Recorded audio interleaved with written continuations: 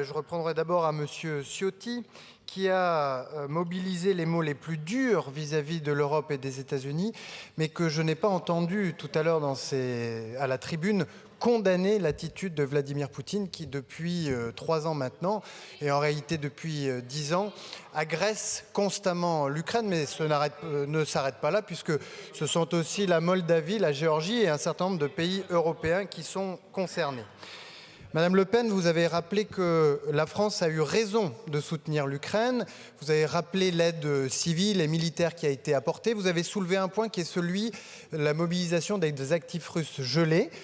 Et j'en profite donc, en réponse à votre question, pour dire que, en mobilisant les revenus tirés des actifs russes immobilisés en Europe et ailleurs, c'est un prêt de 45 milliards d'euros qui a été consenti à l'Ukraine, qui est remboursé par les revenus de ces actifs russes gelés, qui ne coûte donc aucun euro aux contribuables européens et qui a d'ores et déjà commencé à parvenir aux Ukrainiens avec un premier versement de 3 milliards d'euros au mois de janvier. C'est désormais 1 milliard d'euros qui vont parvenir à l'Ukraine de cette façon-là.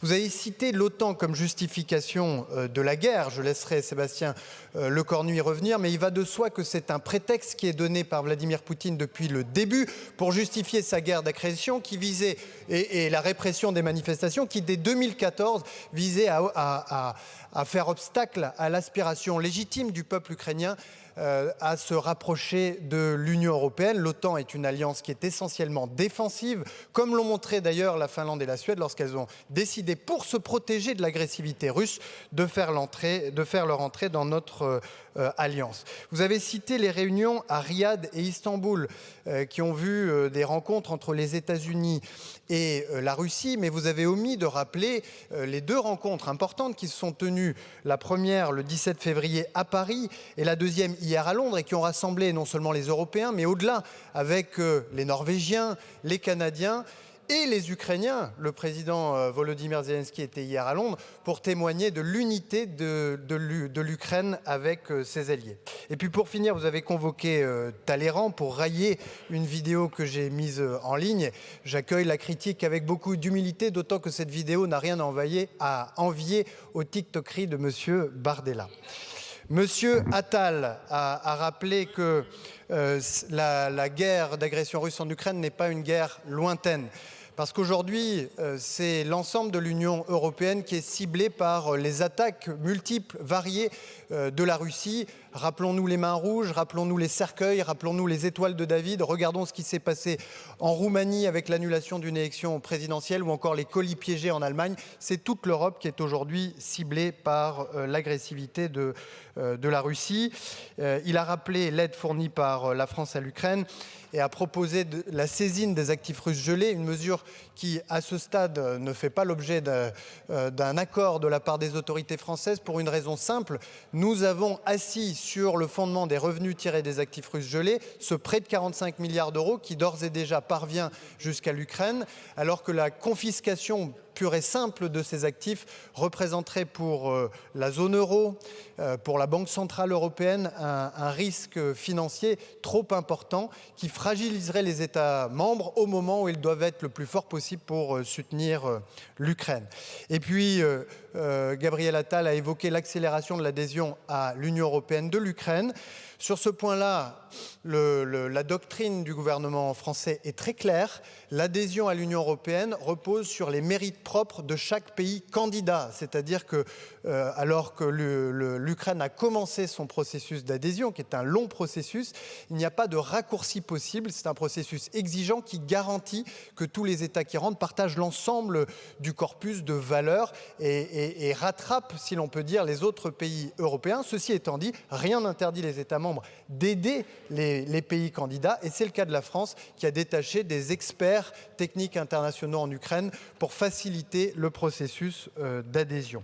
Monsieur Saint-Toul a souligné ou a semblé dire que la France se refusait à organiser toute rencontre entre les Ukrainiens et les Russes. Mais je rappelle que la seule rencontre qui n'ait jamais eu lieu entre Volodymyr Zelensky et Vladimir Poutine s'est tenue en 2019 à Paris, sous l'égide du président de la République. Il a rapidement évoqué la fausse polémique qui est née aujourd'hui sur un dissensus entre le Royaume-Uni et la France s'agissant du plan de paix, qui n'en est pas un en réalité, puisque la France, comme le Royaume-Uni, dont les chefs d'État et de gouvernement se sont rendus aux États-Unis la semaine dernière, ont tous deux en tête de proposer un plan pour parvenir à une paix durable et solide qui passe dans un premier temps par une trêve dans les airs, sur les mers et sur les infrastructures énergétiques, qui aura vocation à tester la volonté de Vladimir Poutine et la bonne foi de Vladimir Poutine à entrer dans des négociations de paix, ce sur quoi il n'a envoyé jusqu'à présent aucun signal. Boris Vallaud a rappelé que la France se tiendra toujours aux côtés des peuples libres, et on ne peut que abonder en son sens. Il a rappelé que la... Pardon ? Voilà.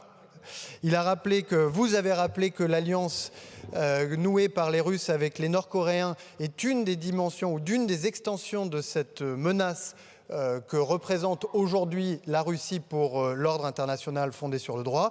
Vous avez appelé à un grand emprunt commun qui sera au menu des discussions à Bruxelles lors du sommet européen qui se tiendront donc jeudi prochain. Et vous avez rappelé un point qui est très important. Si le président de la République a plaidé pour une trêve, c'est pour tester la volonté réelle de Vladimir Poutine d'entrer dans des négociations de paix, mais nous ne céderons pas, ou en tout cas nous ne transigerons pas en faveur d'un cessez-le-feu, puisqu'il y a 10 ans, à Minsk, nous avons accepté le principe d'un cessez-le-feu qui a été violé par 20 fois et qui n'a pas empêché l'Ukraine de se lancer dans une invasion à la Russie de se lancer dans une invasion à grande échelle de l'Ukraine. Monsieur Herbillon, vous avez rappelé les conséquences humaines et humanitaires de cette guerre, en particulier le sort des enfants déportés. Plusieurs milliers, peut-être plusieurs dizaines de milliers arrachés à leurs familles, déportés en Russie ou en Biélorussie, concentrés dans des camps où on voulait les rééduquer à détester leur propre pays. Et je veux vous dire qu'à ce sujet, la France soutient les centres d'accueil des enfants qui, rentrant en Ukraine auprès de leur famille, ont besoin d'un accompagnement, d'une part d'un accompagnement médical, mais qui ont aussi besoin que leurs témoignages puissent être entendus, notamment par les procureurs de la Cour pénale internationale, puisque vous savez que c'est la déportation des enfants ukrainiens qui vaut à Vladimir Poutine son mandat d'arrêt émis par la Cour pénale internationale. Vous avez aussi évoqué les questions de préférence européenne, les déclarations très encourageantes du nouveau chancelier allemand, et vous avez cité un domaine essentiel qui est celui du spatial, avec Iris 2, avec Galileo. Peut-être que Sébastien Lecornu voudra lui aussi y revenir. Madame la présidente Châtelain, je ne sais pas si elle est revenue, a interrogé le gouvernement sur les contours de ce plan de paix qui est porté avec le Royaume-Uni. Et donc je redis le principe qui est celui d'une trêve qui a vocation à garantir ou à assurer chacune des parties de la bonne volonté de l'autre partie d'entrer dans des négociations de paix qui ensuite conditionneront la cessation durable des hostilités à l'acceptation par la Russie, ce qu'elle n'a jamais accepté, ni à Minsk, ni à Istanbul au printemps 2022, de l'installation en Ukraine et selon la volonté de l'Ukraine de capacités militaires dissuadant la poursuite de l'agression russe en Ukraine. Vous avez parlé de la dépendance européenne aux énergies fossiles, qui est bien l'un des problèmes fondamentaux de cette guerre d'agression et de la capacité des Européens à soutenir l'Ukraine. Lundi 24 février, à l'occasion du 3e anniversaire de la guerre, nous avons pris un 16e paquet de sanctions qui vise notamment les navires, 84 navires de la flotte fantôme russe, utilisés par Vladimir Poutine pour contourner les sanctions. Et nous avons pris de nouvelles sanctions visant des activités de stockage et de traitement du pétrole dans l'Union européenne. Mais ça ne suffira pas, si je puis dire, à effacer toute la dépendance de l'Union européenne au gaz et au pétrole russe, et en particulier au gaz qui arrive dans nos méthaniers et qui ensuite repart dans le reste de l'Europe. C'est pourquoi nous plaidons si activement pour le développement du nucléaire et des renouvelables en Europe. Ce n'est pas un simple luxe, c'est aussi une manière de garantir notre indépendance. Et s'agissant des doubles standards, du double langage qui serait celui de la France, vous avez entendu la parole de la France aux Nations Unies, ça a été cité également par M. Lecoq. Nous dénonçons toutes les violations du droit international partout où elles se produisent. C'est vrai à Gaza, ça a été vrai également en Israël lorsqu'Israël a été attaqué par le Hamas, ça a été vrai au Liban lorsqu'Israël a violé la souveraineté du Liban, etc., etc. Le président Marc Fesneau a rendu un hommage à Frédéric Petit, auquel le gouvernement se joint évidemment, et il a terminé son intervention par une phrase essentielle: le meilleur moment pour dire non, c'est évidemment le premier. Et cela nous rappelle à quel point nous devons être exigeants pour ne pas retomber dans les erreurs et les errements du passé, et en particulier ceux de Minsk, qui nous ont conduits 10 ans plus tard face à des problèmes beaucoup plus importants que ceux que nous connaissions à l'époque. Le président Paul Christophe a rappelé les deux piliers de la position de la France aujourd'hui: une Europe forte et l'attachement au droit international. Mais si nous voulons défendre le droit international et nos intérêts, nous n'avons plus d'autre voie, plus d'autre chemin dans le monde dans lequel nous entrons que celui qui nous amène vers beaucoup plus de force et vers beaucoup plus d'indépendance. Autrement dit, nous soutiendrons toujours le droit, mais pour être entendus, nous devons être beaucoup plus forts. Laurent Mazori a soulevé un point important qui est celui de la légitimité de Volodymyr Zelensky. Lors des négociations de paix ou de cessez-le-feu qui ont été engagés en 2022 ou il y a 10 ans à Minsk, la Russie s'est toujours cachée derrière la critique de l'illégitimité des dirigeants ukrainiens pour ne pas consentir d'efforts, pour ne pas consentir à ce que des garanties de sécurité puissent être apportées à l'Ukraine. Attendez-vous à ce que le jour où Vladimir Poutine arrive à la table de négociation, il commence par demander la tête de Volodymyr Zelensky. Je veux rappeler devant la représentation nationale, devant monsieur l'ambassadeur, qu'il y a 2 semaines, la Rada, à l'unanimité, a confirmé la pleine légitimité de Volodymyr Zelensky pour représenter son peuple, et que cette légitimité ne saurait être contestée. Monsieur Lecoq, je n'ai pas dit que jamais on ne pourrait parler à M. Lavrov. J'ai dit qu'aujourd'hui, dans la mesure où la Russie de Vladimir Poutine ne montre aucun signe de sa volonté de mettre fin à cette guerre, je ne crois pas que le prendre au téléphone ne soit vraiment utile. Vous parlez de la proposition de paix sino-brésilienne. Je veux simplement vous rappeler que même si la copie a été améliorée récemment, au tout départ, elle ne comportait aucune mention, et notamment de mention de l'intégrité territoriale et de la souveraineté, du principe de souveraineté auquel vous êtes tant attaché. Vous avez fait référence au cas du Sahara occidental. Je veux revenir sur l'épisode de lundi dernier à l'ONU, où au Conseil de sécurité, tous les Européens, les 5 sur les 15 membres du Conseil de sécurité, se sont abstenus sur une résolution américaine qui ne faisait pas mention des principes de la Charte des Nations Unies, et en particulier de l'intégrité territoriale, etc. Je veux néanmoins vous rappeler, vous auriez pu nous féliciter pour cela, que le matin même, à l'Assemblée générale des Nations Unies, alors que les États-Unis avaient déposé une proposition de résolution ne faisant pas mention des principes de la Charte, de l'intégrité territoriale, et désignant la situation comme un conflit plutôt que comme une guerre d'agression, nous avons, avec le soutien de tous les Européens et de la communauté internationale, amendé cette proposition de résolution, si bien qu'à la fin, ce sont les États-Unis eux-mêmes qui se sont abstenus sur leur propre texte que nous avions rendu conforme au droit international. Et puis pour terminer, évidemment que nous voulons la paix, mais dans le monde, le Premier ministre l'a dit tout à l'heure parfaitement bien, c'est par la force que nous obtiendrons la paix et certainement pas par la faiblesse. Et la force, Monsieur Thierriot le disait tout à l'heure, c'est pas seulement la force sur le champ de bataille, c'est aussi la force des esprits. Et c'est un réarmement moral dont nous avons besoin si nous voulons être à la hauteur des défis qui sont devant nous. Ils sont nombreux. Geneviève Darrieussecq a parlé notamment des ingérences, et j'y reviens, tant elles parasitent notre vie démocratique, tant elles ont parasité les élections allemandes la semaine dernière et les 2 semaines qui viennent de s'écouler, tant elles ont perturbé les élections roumaines, tant elles pourraient perturber les élections polonaises et les nôtres. Et tout cela a des origines en Russie, il ne faut pas l'oublier. M. Bonnecarrère a rappelé qu'il n'y a pas de cessez-le-feu qui soit acceptable sans traité de paix. M. Fuchs a repris, le président de la Commission des Affaires étrangères, les propos du Premier ministre qui rappelait que l'Europe est une puissance qui s'ignore alors même qu'elle a toutes la capacité à faire face et à soutenir l'Ukraine autant que nécessaire, et que le président Jacques nous appelait lui aussi à ouvrir les yeux sur le fait que la Russie représente une part toute petite, 2% de la richesse mondiale, là où l'Europe en représente 20%, 10 fois plus, et nous appeler à nous libérer de toutes nos dépendances. C'est vrai dans le domaine militaire, mais c'est vrai aussi évidemment dans le domaine économique. Le président Anglade rappelait, pour finir, qu'il n'y a qu'un agresseur, c'est Vladimir Poutine, qu'une escalade, c'est celle de la Russie, et que le Conseil européen de jeudi serait un moment historique, à la fois pour amplifier notre aide à l'Ukraine et pour tracer le chemin vers une Europe de la défense qui assure la sécurité de toutes les Européennes et de tous les Européens. Merci beaucoup, Monsieur le Ministre.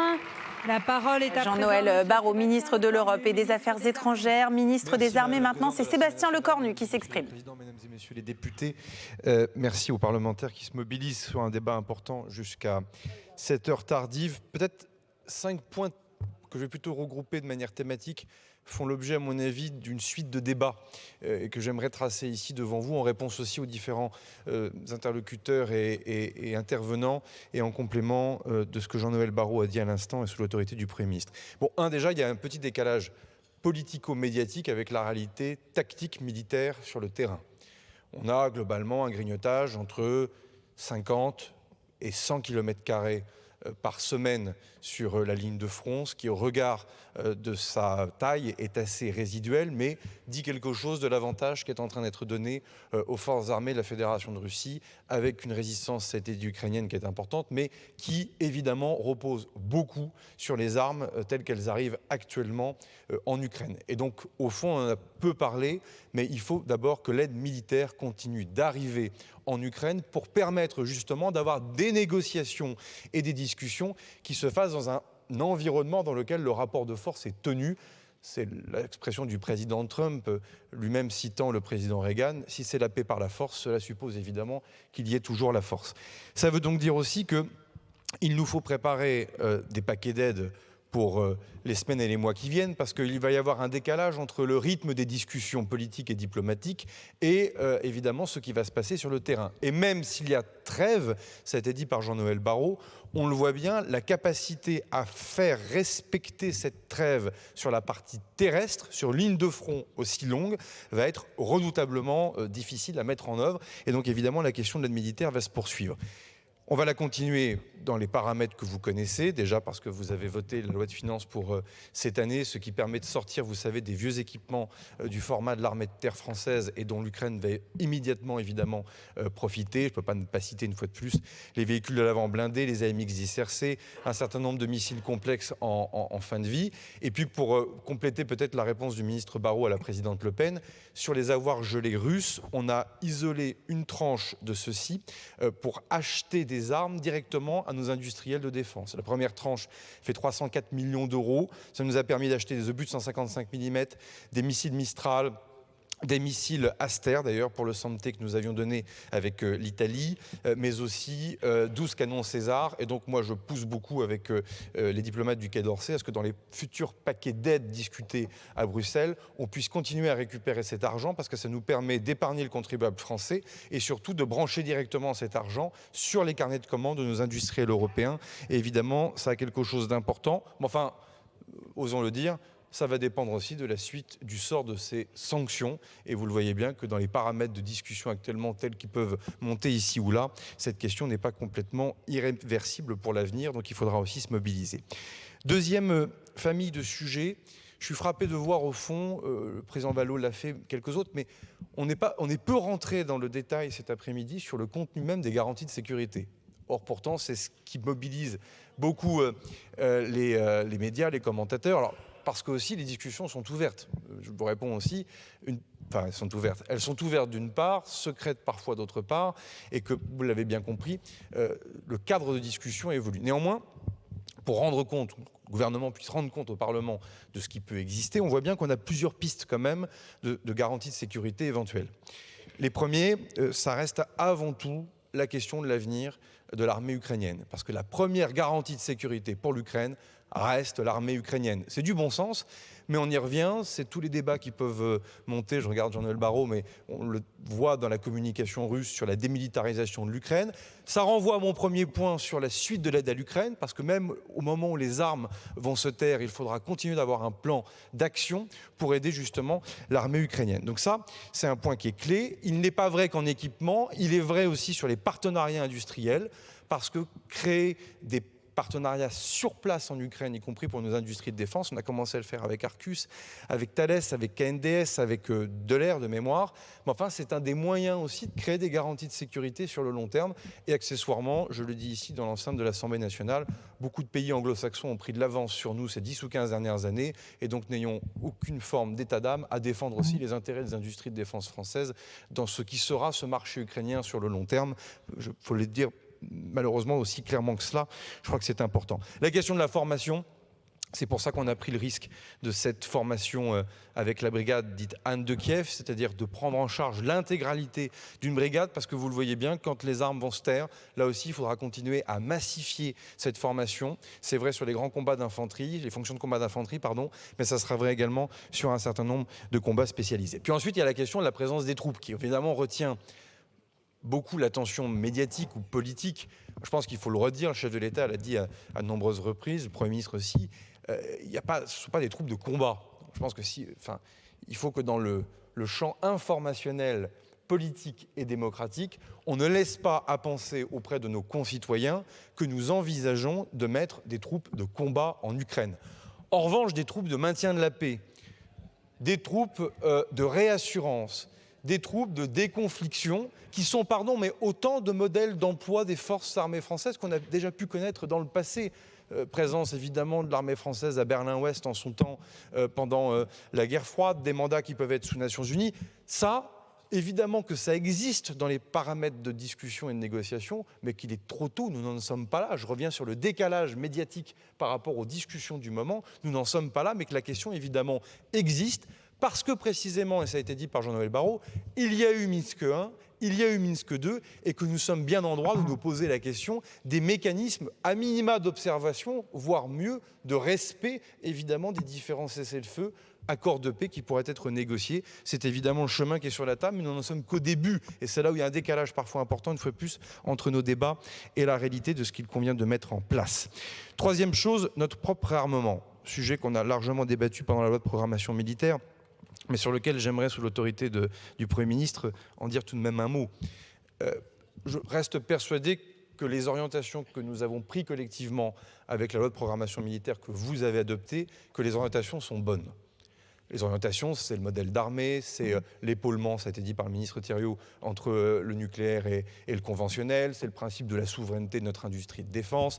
Je sais qu'il peut y avoir encore quelques débats ici ou là sur la forme que doit prendre le futur porte-avions. Il y a un vrai débat qui ne fait pas consensus ici, c'est la place évidemment de la France au sein de l'OTAN, ce qui fait que, je l'avais dit aux députés Lachaud et Saint-Toul, je m'étais engagé pendant la programmation militaire, le débat, à ce qu'il y ait un rapport sur le bilan, sur le retour de la France dans le commandement intégré de l'OTAN, et j'ai saisi l'inspection générale pour commettre un rapport qui pourrait être une base de discussion. Je pense qu'il faut objectiver cette affaire, soit elle est dans le champ purement politique, on ne pourrait pas y faire grand-chose. Si on essaie de l'objectiver sur l'interopérabilité, les contributions réelles au plan de défense de l'Europe, qu'est-ce que ça veut dire pour nos voisins? Je pense que c'est un bon débat et il vaut mieux l'avoir à froid, de manière technique, dans le cadre des commissions peut-être de la défense ou des affaires étrangères, parce qu'au fond tout le monde en parle, mais personne ne l'a jamais vraiment documenté et personne ne l'a jamais complètement travaillé, en tout cas pas forcément ici. En revanche, si nos orientations sont bonnes, je pense qu'il y a quelques fragilités sur lesquelles il va falloir qu'on les regarde en face. La première, c'est évidemment l'hybridité. Je crois que l'intervention du sénateur Bonnecarrère, encore devenu député Bonnecarrère, nourrit ça. La volonté du président de la République de remettre à jour la revue nationale stratégique, elle tient du fait que nous avons désormais d'énormes défis sécuritaires, d'énormes défis de menaces extérieures dont la réponse ne sera pas uniquement militaire. C'est évidemment la question du cyber, c'est évidemment la question de la manipulation de l'information, la question de la manipulation de nos flux énergétiques. Et là, on le voit bien, c'est un travail plus SGDSN, plus défense globale, qui doit embarquer avec nous les collectivités territoriales, les entreprises, les associations. On est dans un moment où la réinvention de la guerre par Moscou sur ce théâtre de l'hybridité, qui est un des moyens de contourner notre dissuasion nucléaire précisément, est un des éléments sur lequel ça va très très vite et sur lequel il faut savoir se mettre à jour. Puis enfin, on a un sujet de rythme de réarmement. Il est clair que le contexte a changé depuis le vote de la programmation militaire et que globalement les menaces se sont précisées. On n'a pas dit un mot de la menace aussi que fait peser l'Iran, pratiquement au seuil de l'enrichissement, sur les nouvelles attaques, notamment dans les routes maritimes, où est-ce qui se passe en mer Rouge. Donc il y a quand même une évolution du contexte stratégique qui n'est pas joyeuse. Ça veut donc dire que les points de rejointe de notre réarmement sur 2030, qui est au fond le pari que nous avions fait collectivement dans cet hémicycle, la question du rythme, ça a été dit, va être posée. Et donc les cibles de 2030, au fond, méritent sûrement d'être rejointes plus vite. Les cibles de 2035, sûrement réinterrogées pour voir une rejointe plus vite. Et donc évidemment, ça pose une question plus redoutable, qui est celle des choix budgétaires que nous devons faire, sachant que vous avez en tête 31 milliards d'euros en 2017, 50,5 milliards d'euros cette année dans la loi de finances que vous avez votée, horizon 67 milliards d'euros, 68 en fonction de quelle année exactement on prend, à la fin de la programmation militaire. Ça me permet d'avoir de nouveau et répondre au député Lecoq. Moi, je ne crois pas aux injonctions sur les pourcentages du PIB. Et globalement, 5% n'aurait pas de sens. Et je vais vous dire une chose, on a parlé de gaullisme militaire. Notre modèle d'armée est singulier et unique. Donc de toute façon, on ne pourra pas se comparer avec cette donnée qui est relative. D'ailleurs, dont je rappelle aux représentants de la nation qu'on y intègre en plus les pensions dans le calcul otanien. Donc, et 2% du PIB avec une dissuasion nucléaire, cher à votre cœur, et 2% du PIB sans dissuasion nucléaire, de toutes les évidences, ce n'est pas le même système de défense. Donc il faudra comparer ce qui est comparable. En revanche, est-ce qu'il faut continuer de mettre plus d'argent pour se réarmer? La réponse est oui, et donc il faudra forcément faire des choix politiques en la matière, et c'est un débat qui nous attend collectivement sous l'autorité du chef du gouvernement. Quatrième sujet, pardon d'être long, qu'est-ce que l'on peut attendre de l'Union européenne? Bon, on voit que c'est un débat politique, pour le coup, intéressant. Évidemment, il ne sera pas consensuel, mais je pense qu'il faut le traiter en rentrant dans les détails, sans quoi on en restera malheureusement à quelques postures. Bon, la première, quelles que soient nos convictions, c'est une réalité, elle s'impose à nous. L'Union européenne, c'est un marché unique. Donc nos industries de défense se situent dans ce marché unique, avec l'ensemble des règles monétaires, de libre concurrence, que sais-je, qui s'imposent à elles. Je vois bien qu'en 3 ans, quand même, on a changé d'ambiance. Il y a 3 ans, il fallait se mobiliser à Bruxelles pour refuser la taxonomie, où il y avait des initiatives, parfois portées au Parlement européen, pour dire que produire des armes, c'était sale, et que globalement, il fallait imposer plus de normes et plus de fiscalité sur les industries de défense. 3 ans plus tard, on se fait enguirlander parce qu'on ne produit pas assez vite. Donc on voit bien que cette bataille culturelle, elle a été gagnée, mais enfin, il ne faut pas se raconter d'histoire. Il y a encore trop de normes, trop de freins qui peuvent venir de directives européennes, quand elles ne sont pas surtransposées par nous autres, qui s'imposent inutilement aux industries de défense et qui parfois d'ailleurs nous ont freinés dans notre capacité à aider l'Ukraine. Premier sujet, il est sur la table, il faudra le documenter. Deuxième des choses, je pense qu'il faut qu'on soit plus innovant. Sur certains types d'armes, on a un intérêt à cofinancer des stocks en commun. Tout simplement parce que notre propre modèle d'armée ne suggérera jamais d'avoir, par exemple, des millions d'obus de 155 mm. Vous n'avez pas, ou alors c'est qu'on a décidé de déclarer la guerre à un voisin, mais c'est une autre diplomatie, un autre modèle. Mais on voit bien qu'en revanche, nos capacités industrielles à produire ces obus de 155 mm peuvent être utiles pour des pays, pour des alliés, et évidemment pour les garanties de sécurité pour l'Ukraine demain. Parce que le jour où les armes vont cesser sur le théâtre ukrainien, l'industrie de guerre russe, elle, va garder ses capacités. Il est fort à parier que la dépense publique militaire russe va rester très élevée. Et donc vous allez avoir des stocks russes qui vont considérablement augmenter, là où la tentation des capitales européennes, ça sera de se dire, c'est bon, les armes se sont tues, on peut désormais passer à autre chose. Donc constituer des stocks stratégiques et clés. Si on est honnête, ce n'est pas tellement que l'Ukraine qui nous a appris ça, c'est avant tout le Covid, où nous nous sommes aperçus collectivement avec effroi que nous étions sous dépendance parfois de pays d'Asie du Sud-Est sur tel ou tel composant chimique pour réaliser par exemple de la poudre explosive. Et donc aussi il y a un chantier de relocalisation, c'est ce qu'on fait par exemple à Bergerac avec l'entreprise Orenco, mais cette affaire, ce combat pour la relocalisation, évidemment il va prendre du temps. Et là aussi, il faudra trouver sûrement quelques financements européens pour ce faire. Je ne veux pas être plus long, mais dire aussi quand même qu'on a, nous, un intérêt avec notre industrie de défense à avoir des outils d'acquisition en commun. J'ai entendu ce que vous disiez, Madame la Présidente, tout à l'heure sur le Rafale. Enfin, de l'époque où tous les pays européens n'achetaient que le F-35, ou le cas échéant le F-15 ou le F-16, pour emmener la bombe américaine, à la Grèce qui a fait évoluer sa doctrine, la Croatie qui a fait évoluer sa doctrine. Pareil sur d'autres composantes.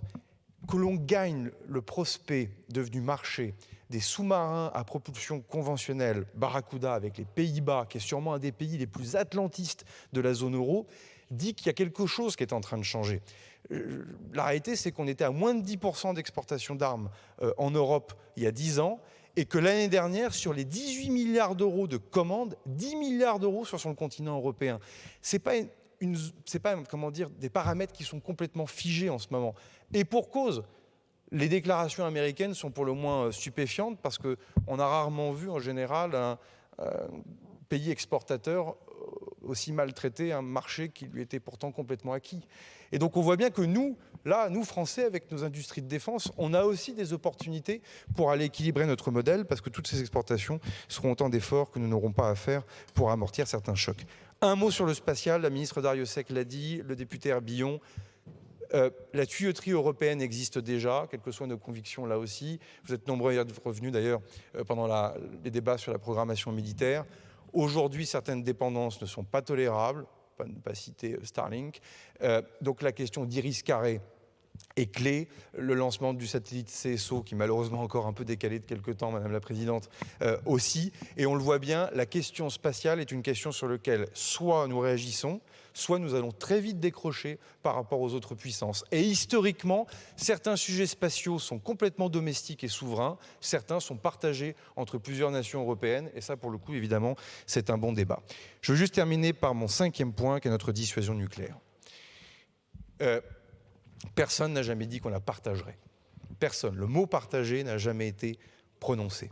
Il se trouve, j'ai d'ailleurs publié ce week-end, que du général de Gaulle à Emmanuel Macron, on pourrait citer également le président Hollande qui siège ici, tous les chefs d'État successifs ont toujours défini nos intérêts vitaux comme ayant une dimension européenne. C'est-à-dire, je vais le dire autrement, n'étant pas strictement enfermés dans les frontières françaises. Le général de Gaulle étant celui d'ailleurs qui avait l'acceptation la plus offensive, puisque dans une instruction écrite aux armées en 1964, il dit même que si l'Allemagne de l'Ouest et le Benelux sont attaqués, il considérerait que nos intérêts vitaux étaient engagés, et donc même il signifiait par écrit à l'avance que nous rentrions dans une grammaire nucléaire. Bon.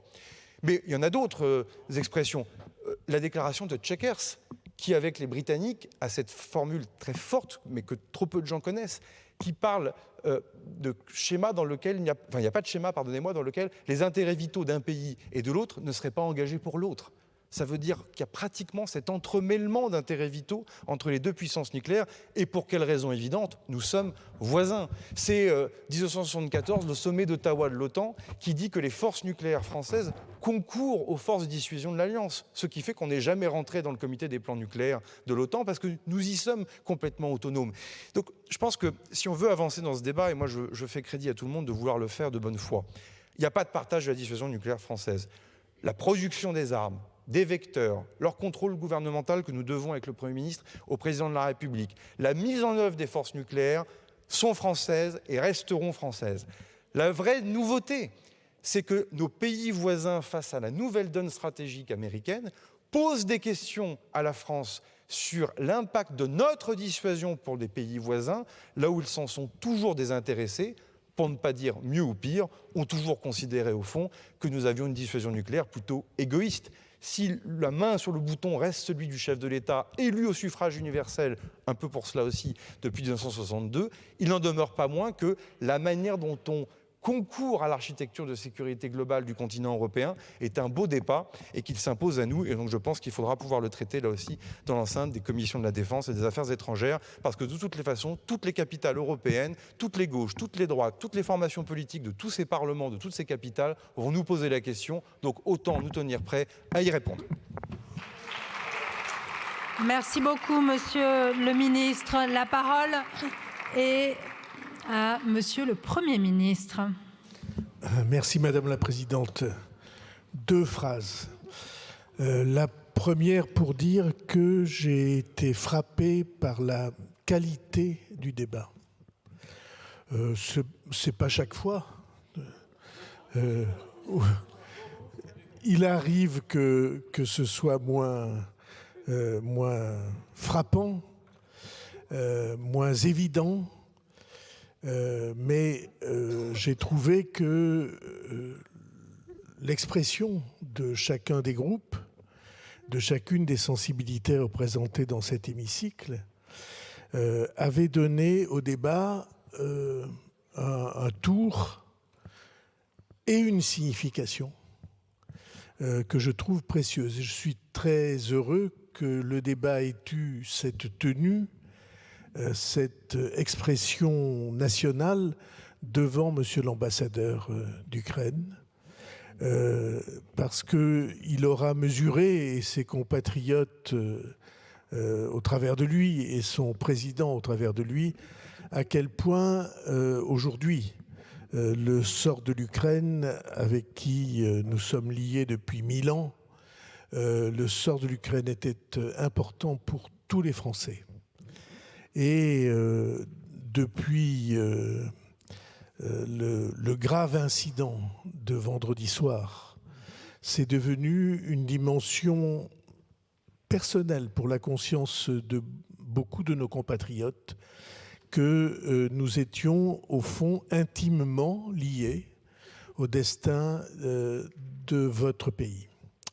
Ça, c'est le premier sentiment. Le deuxième, c'est un sentiment de très grande unité. Si on revenait 3 années en arrière, ou 4 années en arrière, et qu'on abordait ces sujets-là, nous nous serions retrouvés à des années-lumière les uns des autres. Aujourd'hui, quelque chose a changé, profond, dans la perception qui est la nôtre de l'évolution de ce drame historique. Et quelque chose a changé, ça a été traduit par beaucoup d'entre nous et par les ministres à l'instant, brillamment. Quelque chose a changé dans la perception de l'Europe, de son destin et au fond de son être même. Cette crise si profonde intervient comme un révélateur. Et c'est un révélateur dont nous croyons, dont beaucoup d'entre nous croient, qu'il touche à l'essence de notre engagement, à l'idée que nous nous faisons de notre avenir et de l'idéal qui nous fait vivre ensemble.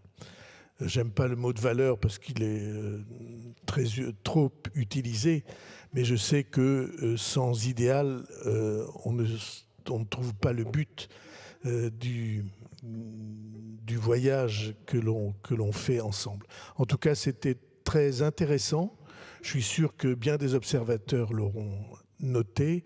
Et c'était d'une certaine manière encourageant pour le sentiment que dans les moments graves, la démocratie peut échapper parfois aux conflits systématiques pour rechercher une voie qui nous réunira. Je vous remercie. Merci beaucoup, Monsieur le Premier ministre. Le débat est ainsi clos. Prochaine séance demain à 9h. Question orale sans débat. La séance est levée.